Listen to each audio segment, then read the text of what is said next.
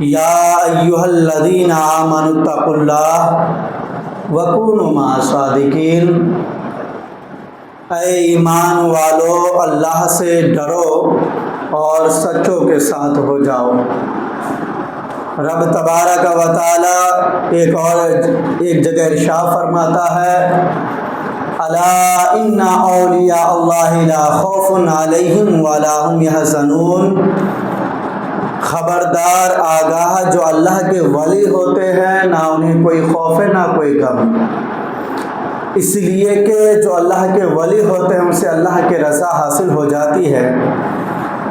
اور کہ اللہ کے ولیوں میں سچا جو ہوتا ہے وہی اللہ کا نیک بندہ اور نیک شخص ہوا کرتا ہے۔ اب لوگ دنیاوی مثال کی اور ہم سمجھے تو لوگ اگر 5 وقت کی نماز پڑھ رہا ہے،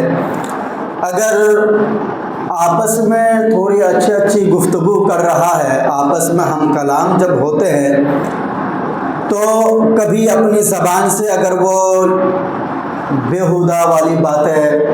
نہیں پیش کرتا ہے سامنے کو تاکہ تکلیف نہ ہو، تو ایسے الفاظ ادا کرتے ہیں تو اس کو لوگ انسان نیک سمجھتے ہیں عام طور پر۔ لیکن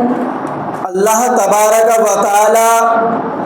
فرماتا ہے، یا ایھا الذین آمنوا اتقوا اللہ وکونوا مع الصادقین، اے ایمان والو اللہ سے ڈرو اور سچوں کے ساتھ ہو جاؤ۔ سچا انسان وہ ہوتا ہے، سچا وہ ہے جو اللہ سے ڈرتا ہے، اللہ سے خوف رکھتا ہے اور اینی ٹائم اللہ کی رضا کے لیے، اس کے رسول کی رسالت کے لیے زندگی گزر اور بشر کرتا ہے، تو وہی سچا انسان ہوتا ہے۔ جو بندہ اللہ سے ڈرے گا اس کے اندر تقویٰ ہوگا، اس کے اندر پرہیزگاری آئے گی، تو وہ کبھی اپنے زبان سے گندی الفاظ کو ادا ہی نہیں کر سکتا۔ وہ بندہ کبھی بھی اپنے زبان سے گالی نکال ہی نہیں سکتا، کبھی بھی کسی کے لیے بد دعا نہیں نکال سکتا، اور یہاں تک کہ وہ خود بخود اپنے آپ کو تکلیف دے سکتا ہے، خود بھوکا رہ سکتا ہے، لیکن اپنے بھائیوں کو بھوکا وہ نہیں رکھ سکتا ہے۔ وہ سچا انسان ہوتا ہے۔ اللہ کے رسول صلی اللہ تعالی علیہ وسلم نے ارشاد فرمایا، علیکم بالصدق فإن الصدق یہدی الی البر وإن البر یہدی الی الجنہ۔ مطلب کیا ہے کہ سچوں کو لازم پکڑ لو، اچھائیوں کو بھلائیوں کو مضبوطی کے ساتھ پکڑ لو، اور یہی سچائی نیک راستے کی اور لے کر جائے گی، اور یہی نیکی جنت کی اور لے کر جائے گی۔ اللہ کے رسول صلی اللہ علیہ وسلم نے فرمایا یہ بات۔ اب ہم سوچیں کہ سچائی کو ہم کس طریقے سے بیان کر سکتے ہیں، سچائی اگر ہوتی تو کیسے ہوتی ہے۔ ابھی 11ویں شریف کا مہینہ چل رہا ہے، حضور غوث پاک کا مہینے کے نام سے ہم اس کو جانتے ہیں۔ اصل میں اس کا نام جو ہے ماہ ربیع الثانی یا پھر ماہ ربیع الاخر کے نام سے ہم لوگ جانتے ہیں، لیکن عام لوگوں میں کیا ہے، ربیع الثانی یا 11ویں شریف یا پھر غوث پاک کا مہینہ، اس حساب سے لوگ اکثر و بیشتر لوگ ان کو تسلیم کرتے ہیں، جانتے ہیں۔ میں نے جو ابھی آپ لوگوں کے سامنے جو میں نے حدیث پیش کی، علیکم بالصدق فإن الصدق یہدی الی البر وإن البر یہدی الی الجنہ، اس کے متعلق حضور غوث پاک رحمت اللہ علیہ کے بارے میں ایک واقعہ آپ لوگوں کے سامنے میں پیش کروں کہ جب آپ کی عمر تقریباً 18 سال ہو چکے تھے، کتنے 18 سال ہو چکے تھے. اب 18 سال کی جو عمر ہوتی ہے یہ جوانی کا نئے نئے عالم ہوتا ہے. جوانی میں وہ دہلیز وہ رکھتا ہے, قدم رکھتا ہے جوانی کی اور. تو اس وقت کیا ہے, جب جوانی ہوتی ہے تو قدم ادھر ادھر پھسلتا رہتا ہے. لیکن حضور غوث پاک نے اپنی جو عمر 7 سال کی عمر میں انہوں نے قرآن پاک کو بغیر دیکھے یاد کر لیا. 7 سال کی عمر, اور پھر انہوں نے اپنے شہر جیلان میں ہی 18 سال تک انہوں نے تدریس کی اور اچھی طریقے سے علم و عمل فنون کو جانا. لیکن جب ان کو اور علوم حاصل کرنا وہ چاہتے تھے, خواہش مند تھے, تب پھر انہوں نے جیلان کو چھوڑنے کی خواہش رکھی. اپنی والدہ محترمہ ام الخیر فاطمہ الثانی کے پاس پہنچے اور کہا کہ امی جان کہ مجھے کیا چاہیے, علم اور حاصل کرنے کی میں خواہش مند ہوں, علم اور حاصل کرنا چاہتا ہوں, اسی لیے مجھے بغداد جانے کی ضرورت ہے. تو آپ کی ماں نے آپ کو کہا کہ بغداد جانے کی ضرورت ہے, یہ بات صحیح ہے, علم حاصل کرنا ضروری ہے, لیکن میں تمہارے بغیر رہ سکتا ہوں لیکن دین کے بغیر نہیں رہ سکتا. کیا فرمایا کہ دین جب تک نہ اندر انسان کے اندر آئے تب تک وہ انسان کیا ہے, وہ کھوکھلا ہے. اسی لیے اللہ کے رسول صلی اللہ تعالی علیہ وسلم نے بھی یہی فرمایا, اگر علم دین حاصل کرنے کے لیے اگر چین جانا پڑے تو تم جاؤ, چین جا کر وہاں پر علم حاصل کرو. اسی حدیث کو بیان کرتے ہوئے آپ کے والدہ محترمہ نے فرمایا کہ بیٹا تمہیں جانے کی حاجت ہے, تمہیں ضرورت ہے, میں تمہیں اجازت دیتی ہوں. آپ کو اجازت دی گئی. آپ کو اجازت جب دیا گیا تو آپ صبح قافلہ کے ساتھ روانہ ہونے سے پہلے آپ کی والدہ محترمہ نے آپ کو نصیحت کی کہ میرے بیٹے, میرے پاس تمہارے والد کے چھوڑے ہوئے 80 دینار موجود ہیں, ان میں سے 40 دینار تمہارے حصے ہیں اور 40 جو دینار ہے وہ تمہارے چھوٹے بھائی عبداللہ حسن کے ہیں. اب 40 دینار ان کو دیا گیا. اب وہ 40 دینار کہاں, ان کے آستین میں چھپا کر کے سی دیا گیا. اور آپ کو یہ نصیحت کی, آپ کے والدہ نے, آپ کے امی جان نے یہ نصیحت کی, بیٹا راستے میں کہیں پر بھی کیسے ہی وقت کیوں نہ آ جائے لیکن سچ بولنا, جھوٹ کبھی نہیں بولنا.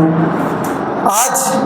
ہم اپنے بچوں کو دن بدن جھوٹ سکھاتے ہیں.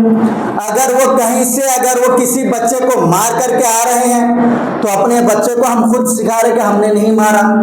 لیکن حضور غوث پاک پر قربان جائیے, ان کی والدہ پر قربان جائیے کہ حضور غوث پاک نے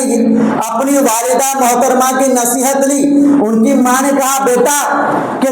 راستے میں کچھ بھی ہو سکتا ہے, کچھ بھی ہو جائے, لیکن تم کبھی جھوٹ نہیں بولنا. لیکن جب وہی غوث پاک قافلے کے ساتھ میں روانگی ہوئے اور جب ہمدم کے علاقے کے اور سے گزرے, ڈاکوؤں کا وہاں روانگی ہوا, جب ان کے رہزن میں آ گئے, جب رہزن لوگ آ گئے, ڈاکو آ گئے, ان لوگوں کے سامان چھینا, ان لوگوں کے سامان کو لوٹ لیا گیا. جب حضور غوث پاک کے پاس ایک ڈاکو آتا ہے اور کہتا ہے اے بچہ تمہارے پاس کیا ہے, تو آپ نے سچ کہا کہ میرے پاس 40 دینار ہے, میرے پاس میری امی جان نے میرے آستین میں 40 دینار کو چھپائے رکھا ہے. لیکن بچہ سمجھ کر کے وہ ڈاکو آپ کو چھوڑ دیتے ہیں. دوسرا ڈاکو آتا ہے, سارے ڈاکو ایک دوسرے کے سامان کو چھینا جھپٹی کرتے ہیں, لوٹ لیا کرتے ہیں. جب دوسرا ڈاکو آپ کے پاس آتے ہیں پھر آپ وہی جواب دیتے ہیں کہ میرے پاس 40 دینار ہے، لیکن جب سارے لوگوں کا مال چھین لیا جاتا ہے، ڈاکو سارے لوگ کیا کرتے ہیں، سارے مالوں کو اکٹھا کر لیتے ہیں، لیکن جب یہی دونوں ڈاکو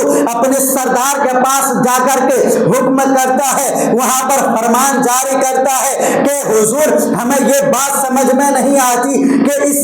قافلے کے ساتھ میں ایک بچہ ہے، لیکن وہ اپنے آپ کو وہ کہتا ہے کہ ہمارے پاس میں 40 دینار ہے، لیکن وہ بچہ ہے، ہمیں اس کے بات پر یقین نہیں ہے۔ جب سردار نے یہ سنا تو اس سردار نے اس بچے کو بلایا اور بچے سے دریافت کیا، اے بچے بتاؤ کہ تمہارے پاس کیا ہے، کیا تم ہمارے ساتھ مذاق تو نہیں کر رہے ہو؟ حضور غوث پاک فرماتے ہیں میں مذاق نہیں کرتا، میں کوئی بات کبھی جھوٹ نہیں بولتا، اس لیے کیونکہ میری ماں نے مجھے نصیحت کی ہے، اور اس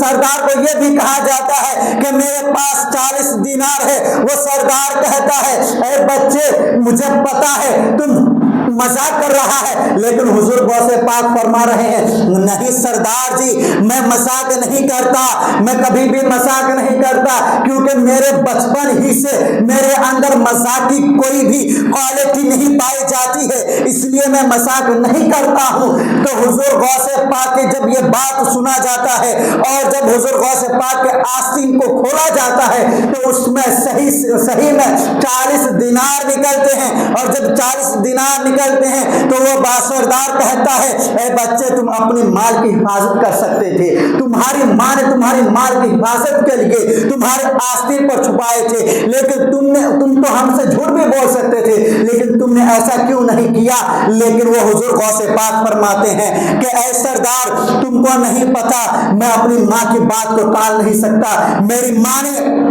مجھے نصیحت کی تھی کہ اے میرے بیٹے کہ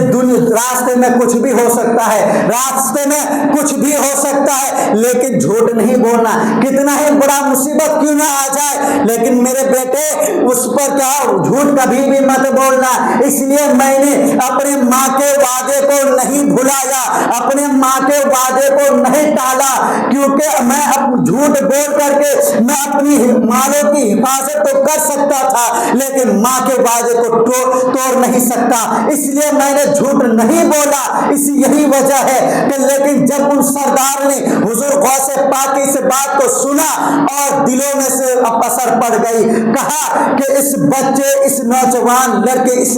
18 سال کی عمر کا بچے کا عالم یہ ہے کہ ماں کا وعدہ دیا ہوا وعدہ یہ نہیں توڑ سکتا ہے، جھوٹ نہیں بول سکتا ہے، لیکن میں نے رب تبارک و تعالیٰ کا اتنا بڑا وعدہ کیسے میں توڑ سکتا ہوں؟ اور وہی رب تبارک و تعالیٰ نے اتنی بڑی کائنات کو بنایا ہے، سارے کائنات کو بنایا ہے، سب کو کھلاتا ہے، سب کی رہزنی کرتا ہے، سب کی حفاظت کرتا ہے، میں اس رب تبارک و تعالیٰ کی وعدہ کو کیسے توڑ سکتا ہوں؟ اسی وقت اس بچے سے کہتا ہے حضور غوث پاک سے کہتا ہے اے بچے، اے نیک سارے بچے اپنے ہاتھ کو آگے بڑھا اور مجھے کلمہ طیب پڑھا دے، مجھے اسلام میں داخل کرا دے، کیونکہ میں اب اس رہزنی میں نہیں رہ سکتا، اب میں ڈاکوؤں میں نہیں رہ سکتا۔ جب حضور غوث پاک نے اپنے ہاتھ کو آگے بڑھایا، ان تمام ڈاکوؤں کو ایک ساتھ میں کلمہ طیب پڑھایا، لا الہ الا اللہ محمد رسول اللہ صلی اللہ تعالی علیہ وسلم پڑھایا، اور جب تمام ڈاکوؤں نے کلمہ پڑھ لیا تو حضور غوث پاک نے یہ فرمایا کہ سب سے پہلے میرے دستے مبارک میں کلمہ پڑھنے والے یہی وہ لوگ ہیں جنہوں نے آج بڑے بڑے اپنے دور کے بڑے بڑے صالحین میں گینے جاتے ہیں، بڑے بڑے کبراؤں میں گینے جاتے ہیں، بڑے بڑے نیک بندوں میں وہ شامل کیے جاتے ہیں۔ اسی کو کہتے ہیں سچائی۔ عزیزان گرامی، مشکل وقت چاہے کتنا ہی کیوں نہ آ جائے، سچائی کے ساتھ اگر زندگی گزر بسر کرو گے تو کیا ہے تمہارے پاس کوئی بھی مشکل نہیں آئے گی، کتنی ہی بڑی مشکل کیوں نہ آ جائے لیکن وہ مشکل ٹل جاتی ہے۔